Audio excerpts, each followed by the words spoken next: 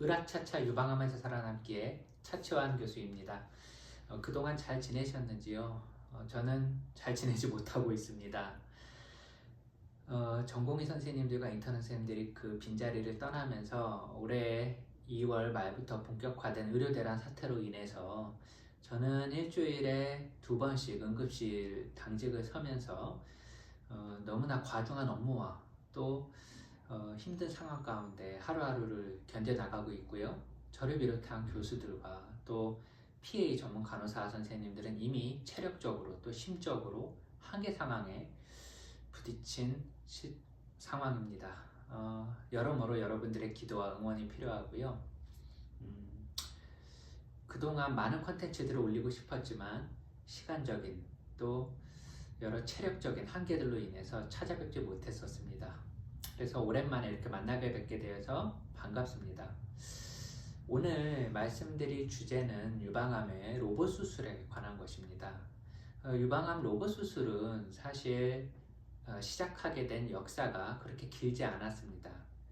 2018년, 19년도부터 시작되기 시작했고 우리나라에서는 저를 비롯해서 젊은 외과 의사, 외과 교수님들 위주로 전국적으로 유방암 수술이 많이 활성화되고 있는 단계입니다. 하지만 아직 5년에서 10년까지의 생존에 대한 데이터는 그렇게 충분하지는 않아서 좀 더 많은 임상 데이터가 쌓여야 할 것으로 생각이 됩니다.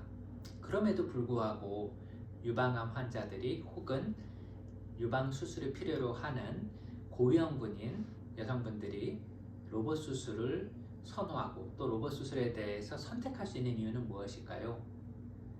오늘은 그 점에 대해서 한 가지 짚어보도록 하겠습니다. 먼저 로봇 수술이란 무엇일까요? 로봇 수술이라고 하면 많은 분들이 로봇이 사람을 대체해서 수술을 한다고 생각하시는데 실상은 그렇지 않습니다.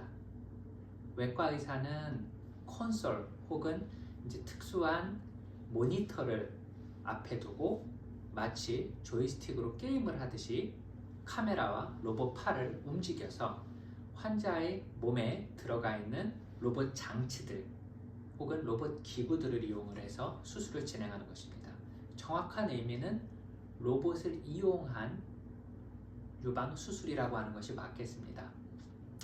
물론 그 수술을 준비하는 과정에 있어서는 사람의 도움과 사람의 수술의 어떤 보조 인력들의 도움이 상당히 필요합니다. 유방 로봇 수술에 있어서는 그 절차를 간략히 말씀드리자면은 먼저 그림에서 보시는 것처럼 5cm에서 6cm 정도 되는 절개선을 이 유방 가장자리에 넣습니다. 전통적인 유방 수술에서는 그 절개선을 앞에다가 가슴에 접히는 부분에 많이 넣거나 혹은 유두 주변으로 해서 10cm가량을 넣는 경우가 많습니다.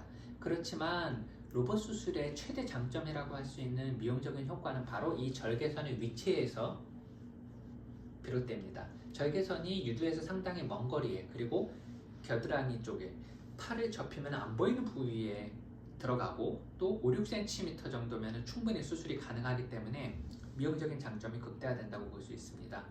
먼저 절개선을 넣고 그 주변에 플랩이라고 부르는데요. 로봇 팔이 들어갈 수 있는 그런 공간을 만들어주는 데서부터 시작됩니다. 그래서 플랩을 절제해서 충분한 공간을 만들어주고 안전하게 수술이 진행될 수 있도록 그 워크스페이스를 조성을 해줍니다. 그 이후에 포트라는 것을 이용해서 로봇 팔이 들어갈 수 있는 공간을 만들어주고요. 포트를 통해서 로봇 팔이 보통은 3개가 들어가는데요. 로봇 카메라 그리고 수술 기구 한 쌍이 들어갈 수 있는 이 포트가 만들어지게 됩니다. 그 안에 가스를 주입해서 부풀어주면은 그 유방이 마치 가스에 둥둥둥 뜨면서 그림에서 보시는 것처럼 수술의 어떤 플랜이 정해지게 됩니다. 여기까지가 사실은 로봇을 이용한 유방수술의 전반전이라고 할 수 있는데요. 이 과정이 굉장히 중요합니다. 플랩을 충분하게 안전하게 넓게 뜨는 것이 중요하고 미리 사전에 마커 등을 이용해서 유방의 경계를 깨끗이 표시하고 특히 유두를 보존하는 수식이기 때문에 유두 주변에 표시를 하는 것이 매우 중요합니다.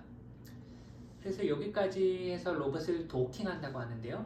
로봇을 환자의 몸 안에다가 집어넣게 되면은 그 다음 과정은 따로 떨어진 콘솔에서 마치 게임이나 혹은 비행기 조종을 하듯이 카메라 포트를 이용해서 매우 고배율의 화면을 직접 집도의가 보면서 조이스틱처럼 보이는 이렇게 손가락이 조종할 수 있는 조종대가 있습니다. 그리고 발판을 통해서 각각의 기구들의 위치를 바꾸고 또 기구들을 변환하고 또 우리가 이후에 수술 과정에서 박리라고 하는데요. 그 과정에서 지혈도 하고 이 유방 조직을 당기기도 하고 하면서 진행이 됩니다. 그림에서 보시는 것처럼 이 플랜을 따라서 피를 많이 내지 않고 출혈을 많이 일으키지 않고 수술을 할 수 있는 것이 바로 로봇 수술입니다. 기존의 술기와 비교했을 때 어떤 차이가 있느냐? 앞서 말씀드린 것처럼 첫 번째는 바로 절개선의 위치의 차이입니다. 기존의 술기에서는 전면에 그 흉터가 보였다면 로봇 수술에서는 측면에 보이는 것이죠.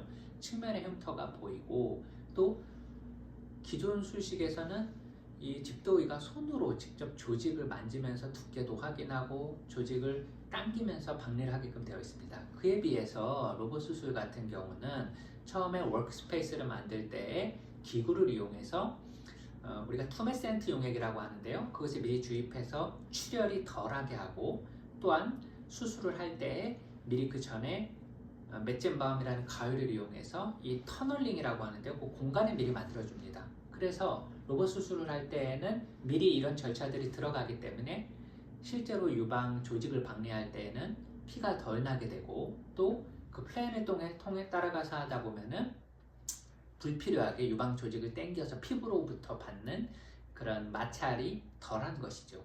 그래서 로봇 수술 후에는 우리가 유두 주변으로 해서 유두가 괴사되는 합병증이라든지 수술 후에 시로마라고 해서 장액종이라고 하는데요. 유방 조직 주변에는 지방이 굉장히 많이 분포되어 있습니다. 그래서 수술 후에 배관이라고 해서 피주머니라고 사람들이 많이 표현하는데요. 환자들이 그 피주머니를 달고 나오는 경우가 흔합니다. 그래서 이 배액관에 배액되는 것이 바로 지방 조직이 녹은 혹은 림프 조직이 녹은 그런 배액물들인데요. 그런 것들이 이제 나오는 기간이 혹은 나오는 양이 로봇 수술에서는 현저하게 적다고 보고된 바 있습니다. 이제 올해 제가 공저자로 참여한 General Surgery라는 외과 분야의 탑 저널에 실린 유방 로봇 수술과 또 기존의 수술 방법을 비교한 연구 자료에 의하면은 거의 유두 주변에 어떤 조직 괴사의 합병증의 발생 비율이 로봇 수술에서는 3분의 1 정도로 현저하게 낮습니다.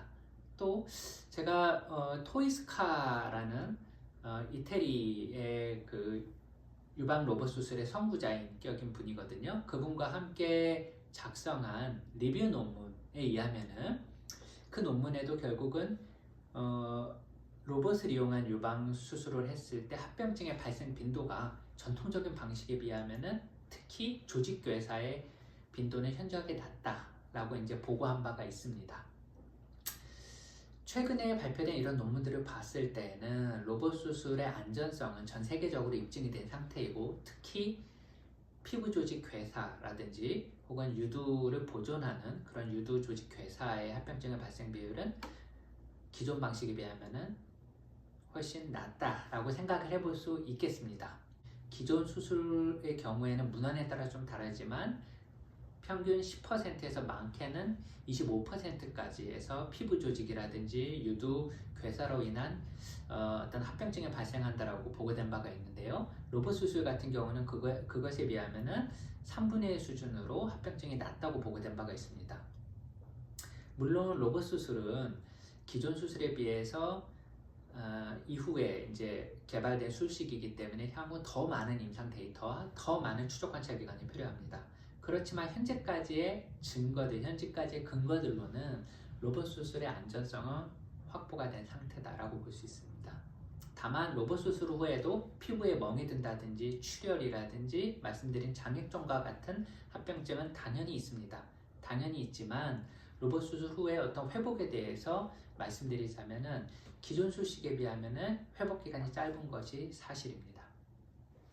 평균적으로 유두를 보존하는 전절제 수술을 하는 경우에는 입원 기간이 짧게는 일주일에서 열흘, 길게는 2, 3주까지 가는 경우가 있습니다. 로봇 수술 같은 경우는 실제 입원 기간만 놓고 보면 거의 비슷합니다만 말씀드린 것처럼 장액종의 발생 빈도가 적기 때문에 배획관을 좀 더 빨리 제거할 수 있다고 되어 있고요. 이제 그에 따른 환자분들의 만족도라든지 특히 이제 미용적인 부분에 있어서 장점이 크기 때문에 어떤 미용적인 환자의 주관적 만족도가 굉장히 크다고 볼 수 있습니다. 그렇다면 로봇 수술의 단점은 무엇일까요? 첫 번째는 아무래도 비용입니다.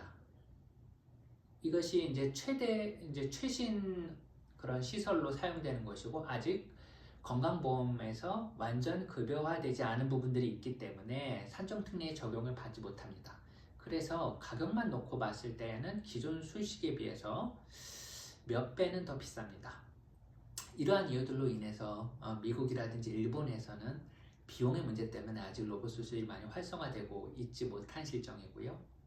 이제 국내에서는 사실 우리나라는 실손보험이라는 제도가 있기 때문에 많은 환자분들이 로봇 수술을 큰 부담 없이 선택하고 있기도 합니다. 다시 한번 말씀드립니다만 로봇 수술은 최신 수술 기법이기 때문에 아직 건강보험의 적용을 받지 못합니다. 이것이 가장 큰 단점이고 이제 두 번째는 과연 이것이 장기적으로 봤을 때 안전한가 하는 문제입니다. 로봇 수술의 안전성의 문제는 아직 임상적인 근거가 장기적으로 봤을 때는 불충분합니다. 그렇지만 많은 외과 의사들은 이것이 수기적으로 봤을 때 안전하다. 그렇기 때문에 장기적으로 봤을 때 물론 데이터를 기다려봐야 하지만 어떤 환자의 로봇 수술의 대상이 되는 환자는 기존의 전통적인 수술하고 그대로 놓고 봤을 때 크게 차이가 없을 것이다 라고 생각하고 있습니다. 로봇 수술이 처음 시행된 초기 한 5년 전까지만 하더라도 예방적인 수술, 그러니까 암 환자가 아닌 경우 혹은 연기암인 경우에만 많이 시행되는 경우가 많았습니다.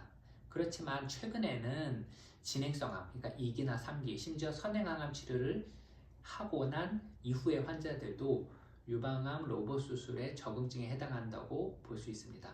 그렇다면 어떤 환자들은 로봇 수술을 받으면 안 될까요? 즉 로봇 수술을 할 수 없는 경우에는 어떤 경우일까요? 첫 번째는 바로 피부라든지 유두 주변에 암이 침입해 있는 경우입니다.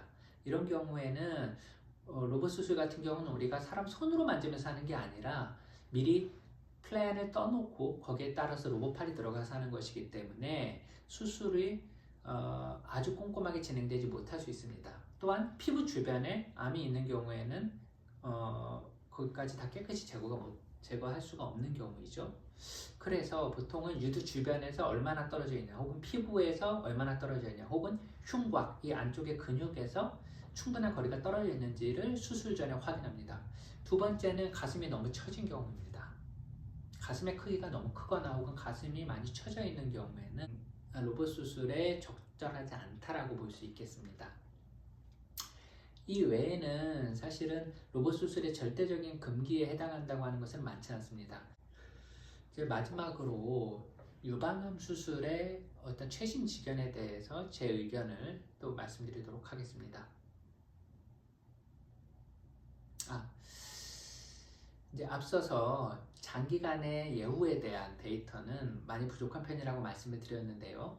이 부분에 있어서는 최소 침습 유방수술 연구회에서 현재 진행 중인 마레스라든지 롬과 같은 전향적 혹은 후향적 코호트 연구들이 많이 있습니다. 그래서 이 연구 결과들을 기다려봐야 할 것 같고요. 향후 5에서 10년 이후에는 제가 예측하기로는 전 세계에 더 많은 의사들이 유방암을 로봇 수술을 이용하여서 유방 수술을 하는 것을 할 것이라고 저는 예상을 하고 있습니다. 이제 마지막으로 유방암 수술의 최신 지견에 대해서 말씀드리도록 하겠습니다. 이제 바야흐로 점차 유방 수술은 축소화되고 있습니다. 과거에 비하면은 수술의 범위들이 축소되고 있습니다. 예전에는 전체 절제에 겨드랑이 림프절을 10개 이상 곽청술로 제거하는 경우가 굉장히 많았는데요. 최근에는 가급적이면 유방 보존술이 선호되고 또 전체 절제를 하는 경우라고 하더라도 피부와 유두를 보존하는 술식이 점차적으로 발전되고 있습니다.